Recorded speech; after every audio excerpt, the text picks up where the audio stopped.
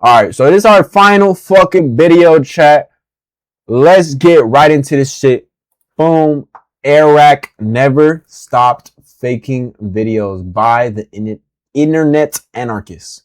Let's get right to it. Everybody knows Mr. Beast, even if he traveled to the most remote possible tribe in Zimbabwe and showed them a picture of Jimmy. It's a guarantee that they would say Mr. Beast in perfect English. What many people don't realize, however, is that Jimmy has a dark clone, and he's been hiding in plain sight this whole time. An anti-Mr. Beast, if you will. The Wario to his Mario. Someone that actually fakes his videos, makes false charitable donations, and even doxed a pilot. Does Airrack fake videos? This question does Airrack triggers fake videos? Me no, because of the lengths that we go to make sure that videos are not faked, unscripted, completely real. So what I'm hearing is the lengths we go to make sure that it doesn't look scripted, which now his videos they look all fake. Like if you hiding in a 7-Eleven for 24 hours. Okay, bro. Him for faking his entire 30 days around the world. Get caught by the security. It's just so messed up, especially after doxing him. So far so that the plane company they used now hates Airrack for faking this entire section, lying about the plane not starting, and disrespecting and doxing the pilot like this. Airrack is a YouTuber with almost 19 million subscribers, and his channel is continuing to grow despite all of these accusations. Now, it seems like he's cracked the code of YouTube where he's gonna keep gaining followers, he's gonna keep gaining subscribers, he's gonna keep gaining this and that, just because who he is. So getting even worse. After posting a video glorifying gambling alongside course sellers who claim they can teach you how to beat the house, Airrack has once again become the target of online commentary and reinforced the idea that he really is the dark Mr. Beast. We were the dark Mr. Beast. And the dealer still had no idea that I was being controlled by a professional card counter. Because this is a movie we've all seen before. Airrack was a rising star with so much potential that he was labeled the next Mr. Beast, up until he was exposed for faking the very videos he swore were real, and for generally being a bit of a nasty person along the way. What followed was the classic redemption arc, the apology tour, the interviews about how much I'm sorry guys, please, I'm sorry, please, I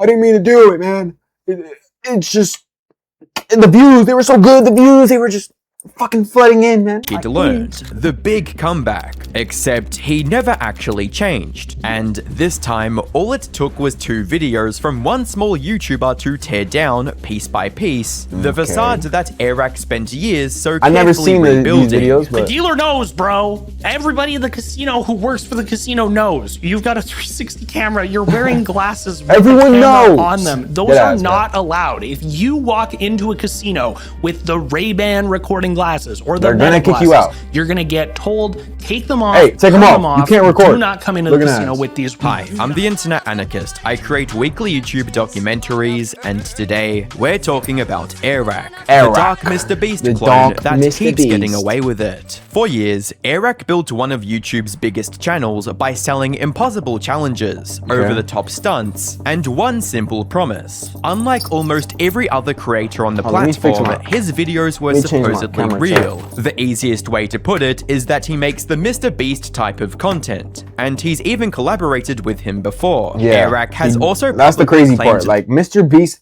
has done content with him, bro. Like, come on, dude. You know, bro, be faking his shit, bro. You have done this long enough to realize that. And I don't know. It's kind of just that viewers could count on him to never fake videos because of the lengths his team went to in order to keep everything authentic. Does Airrack fake videos? This question triggers me. This question triggers me so much. We go to make sure that videos are not faked, unscripted, completely real. Bro. That reputation began to unravel when YouTubers like Soggy Cereal started looking closer. The first major controversy surrounded his 30 Days Around the World challenge. Airrack claimed that starting December 1st, he would travel around the world while uploading a brand new video every single day. If he missed even one upload, Mr. Beast had it was like scripted throughout a couple months. His channel password and would permanently delete the channel. But if I miss a day of my channel and all of my videos videos get deleted forever. You think I'm lying? I gave my personal laptop and my password to Mr. Beast, who is dying to delete my channel. I literally have his YouTube channel, and I promise I will delete it if he skips one day. The challenge was sold as happening live. Every episode reinforced that idea. Yeah, I ain't gonna lie. Like, I thought this was a really good racing the clock series, bro. whilst traveling across the globe. But almost immediately, people began finding evidence that the timeline wasn't real. A smartwatch shown in one episode displayed a date in September, despite the challenge supposedly taking place in December. Food packaging featured September expiration dates. A television in another episode displayed a news report covering events from November. Instagram posts from other creators and people who appeared in the videos placed Airrack at filming locations weeks and some. Damn, so Bro started this shit in fucking September, and it took him all the way to months before the challenge officially begun. Instead of documenting a real-time race around the world, much of the series had already been filmed long before December. Like when YouTubers called this out, Airrack admitted that some videos were pre-recorded to give himself a head start. Later, he changed that some of the videos, especially in the beginning, are pre-recording, so I can give myself a bit of a head start. You can imagine the amount of work that goes into making the videos. I'm currently on the road filming the series, though. I'm even using AI to help me out with the thumbnails because I don't. Okay, yeah, dude, you still live? I fell asleep. Yeah, I was about to get off after this video, though, but. Videos were pre-recorded to give himself a head start. Later, he changed the explanation, saying they were emergency backup videos in case something went wrong while traveling. Get away with that shit. You slick, the man. videos were filmed he really thought he was slick. Plenty of creators film ahead. The issue was that the series was presented as if everything was unfolding live, while the threat of losing his channel created constant tension. That urgency drove the entire challenge, yet much of it couldn't have been happening the way viewers were led to believe. I gave my YouTube password to Mr. Beast, who has agreed that I have 30 days to make it around the earth, upload a video on this channel every day for the next 30 days, and if I fail, he will delete my channel. This wasn't the only time Airrack's content came under scrutiny. In 2021, he uploaded a two-part series about visiting the Northwest Angle, a remote Minnesota community that had been heavily affected by COVID restrictions. The entire premise was that he wanted to risk crossing dangerous ice, empty his bank account, and spend as much money as possible to help a struggling town that had lost millions in tourism. It sounded like one of his most charitable videos. According to later investigations by Soggy Serial, that wasn't what actually happened. He compared the locations shown throughout the videos with publicly available photos and found that many of the places Airrack claimed were inside the Northwest Angle were actually part of a sportsman lodge, a resort roughly 40 miles away. The cabins, swimming pool, arcade, restaurant, and other locations all matched the resort where the crew had already been staying. The Sportsman Lodge Resort, which isn't located in the Angle, but in Wheeler's Point, Baudette, a town that's hella 200,000 feet away from the Angle. Throughout the videos, Airrack repeatedly implied that he was pouring money into a struggling local community. In reality, much of what viewers were seeing appeared to take place somewhere else entirely. What was framed as a charitable mission began looking more like a highly produced vacation disguised as philanthropy. His whole fucking career, his whole career was just content, bro. It's just content. It really is content. That series involved a local pilot. Airrack claimed the pilot wanted to remain anonymous because of legal concerns surrounding the flight. His face was blurred throughout the video, and viewers were told his identity would be protected. But despite blurring his face, Airrack repeatedly said the pilot's real name on camera. In an area with only a handful of private pilots, that was enough for viewers to identify him almost instantly. A simple Google search using his first name and the location was enough to find him like that? The videos didn't stop there. That's bad. Airrack and his team repeatedly mocked the pilot, portraying him as incompetent and reckless. According to Soggy and his sources' claims, parts of this betrayal were manufactured. That's why you don't help out these type of like fucking big guy people that think they're so big, this and that. I'm the biggest YouTuber. Like, come on, bro.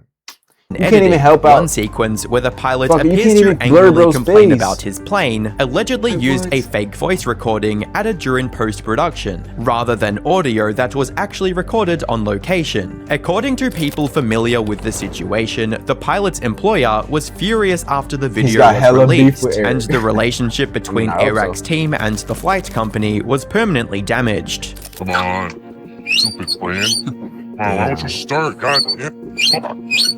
Well, it's completely altered. See, this so that was isn't all what fake? the pilot said. Airrack asked someone to send him a fake voice memo so he could use it as a voice overlay and lie about the pilot getting pissed that the plane didn't start. For someone who supposedly wanted to protect the pilot's identity, the videos instead exposed him to millions of viewers while simultaneously portraying him in a misleading and embarrassing way. Questions about authenticity continued beyond those videos. His Cross America in a Straight Line challenge claimed he never left a specific route, and even included a map so viewers could verify it themselves. But the landmarks shown throughout the video didn't line up with that route, and Soggy later found evidence suggesting sections of the map had been digitally manipulated to create fake obstacles and to make the challenge appear more dramatic than it really was. If you weren't already 20 miles off the line at this point, which I could identify by the billboards in the back, the structure of the sign, and conveniently enough on Route 29, an interstate highway which goes south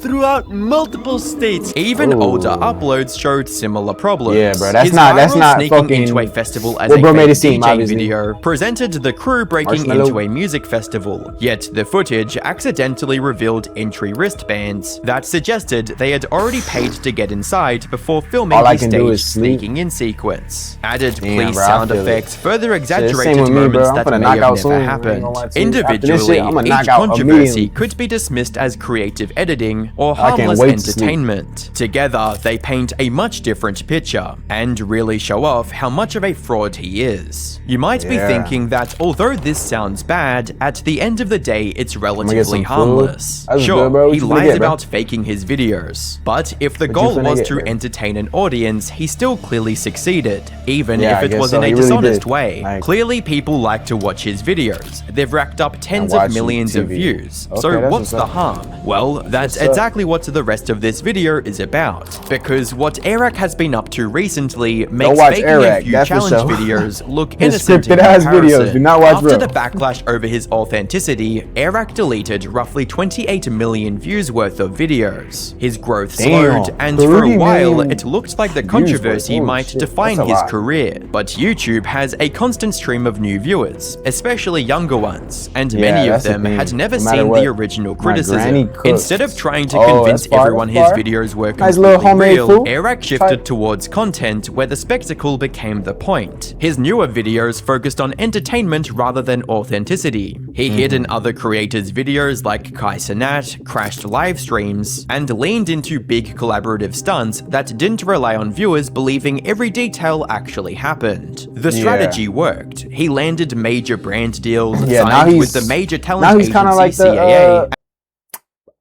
fake Mr. Beast, whatever you want to say on. And appeared on John Yushai's podcast, where he described himself as someone who had learned from criticism and become a, quote, very different version of himself.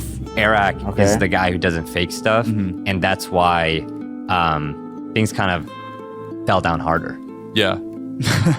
I think it's half me having a huge, enormous, borderline indestructible ego at the time. Yeah. And also, like, the fan base he had was just helped. I had only ever taken big risks and been rewarded for them. Right?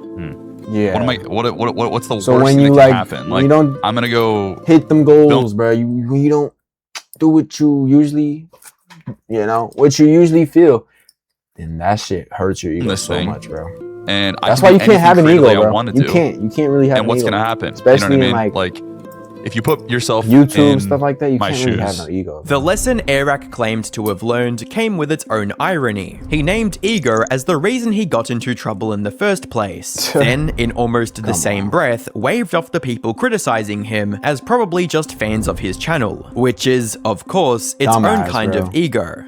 And if you're trying to that's some ego shit, bro. Absolute limits, you're gonna mess up, and I'm only appreciative on those videos for giving me feedback. Like a lot of these guys that made videos about me, I don't think they would know as much as they knew about me if they weren't fans of the channel currently or at some point. Feedback, really. And so I think the perspective is like, these are people who care about the brand. Damn. Whether that claim holds up depends less on what he said and that's how you get what fucking changed. The large-scale spectacle never went away. If anything, the business side of the channel only became more aggressive. That became most obvious with his shift towards gambling content. Beginning in late 2025, Airrack started promoting companies like DraftKings and Prize Picks in his videos. Sponsorships from gambling companies aren't unusual on YouTube, but the timing became difficult to ignore. In April 2026, he uploaded I cheated at the casino and won, presenting himself as if he had found a way to beat the house. As soon as he released that video, I was like, damn, they got him, bro.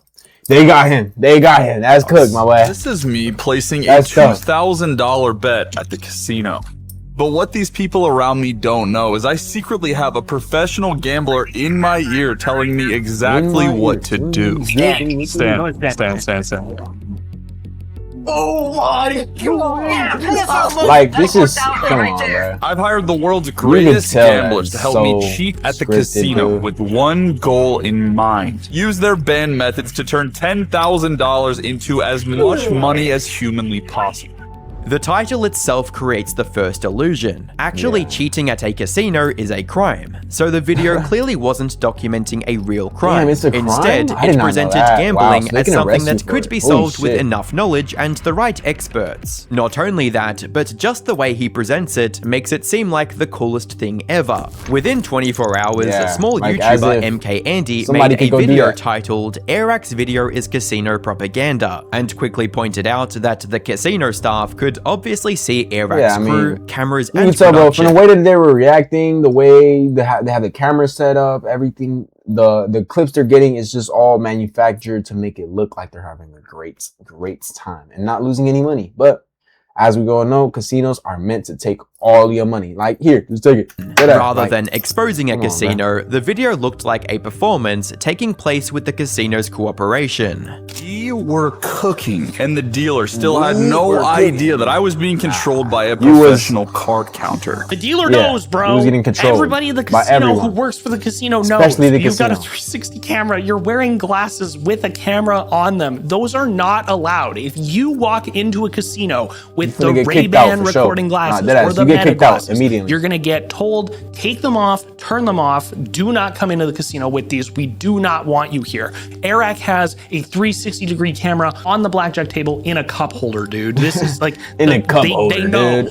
For those of you that don't know him, MK Andy is a former gambling addict that has used chess in order to beat his gambling addiction. Both of his videos on Airrack do an exceptional job deconstructing it, and the links to both of them will be in the description. So during this 30-minute video, nearly 12 minutes of screen time shows Airrack in profit. Comparing that to the less than 2 minutes that shows Airrack lower than his $10,000 starting bankroll and only going as low as $9,450 and never dropping below $10,000 after 8 minutes and 45 seconds in his video. How you go to the casino and you don't lose money? Even if you make that shit back, how you don't even... What? That's hot. MK Andy points out, for most of the runtime in his video, Airrack is winning. The graphics celebrate every success. Gambling experts confidently explain strategies, and losses are either brief or delayed until much later. Viewers spend almost the entire video watching gambling feel exciting, profitable, and under control, before eventually reaching the final reminder that the house wins. For many viewers, especially younger ones, that ending may never even be seen. The criticism wasn't simply that Airrack lost money in the end, it was that nearly everything before that point framed gambling as exciting, rewarding, and potentially beatable. The people standing beside him only made that message stronger. Throughout the video, he features and promotes figures like Mickey Mace, Professor Slots, and Dominic Lorigio, presenting them as experts capable of beating casinos. He links directly to their pages and, in some cases, to expensive gambling courses they were selling. Yeah, bro, they have like I called the most feared card gamble $20,000 just to get into their fucking course or whatever. Like, what? Alive. Mickey Mace. Dude. What up, Airrack? That's crazy. There he is. Mr. Nicky. Mickey's won over $32 million gambling. He's so good, he's been banned from every single casino in Vegas. Sitting here, you know, helping you So win. now he just has that's to what I do, so I'm happy play you're against happy. pros and shit like that. I'm happy. It turns out Professor Slots was a mad Do the same genius shit as him. all along, and his methods meant we were up an extra $600. And after a few more small wins, Slots and I said our goodbyes. Yeah, okay. Dominic Laurigio is the 8th best What's your gambler thought on in abortion? history. And On abortion, to be fair, bro, I think it should never happen. Abortion, they need to ban that shit. Like, realistically, you should not be allowed to kill a kid, especially one that needs to come to the world. I'm banned in the whole I state don't of care. Louisiana. 75% I know of people, casinos in Las they Vegas, 4 or 5 pro-abortion. cruise lines. he is I don't so give a fuck, man. recognizable Why that would I you actually murder had to your kid? disguise his face so that the pit Like, bosses didn't I ain't gonna notice. lie, I had a miscarriage with a girl before, and it just, that completely hurt me, bro. So for somebody to kill their kid is like, wow. Indy argued this was the real issue. If someone truly possessed a reliable system for beating casinos, selling it online would make little sense because casinos themselves could simply buy the same course. Yeah, buy the same Instead, course, the do what they video do. introduced millions 18. of viewers to I'm 18. people whose businesses depend on convincing others they may have the secret. young. Airrack denied that the casino sponsored the video, but I turned Andy 19 said soon, that's though. not the whole story. Airrack literally shouts out the casino and links their website in the description of the video. Really? As we head to the next game, I wanted to He shout shouts out them Inn of the out? Mountain Gods for letting us film at their beautiful casino and for somehow allowing us to try and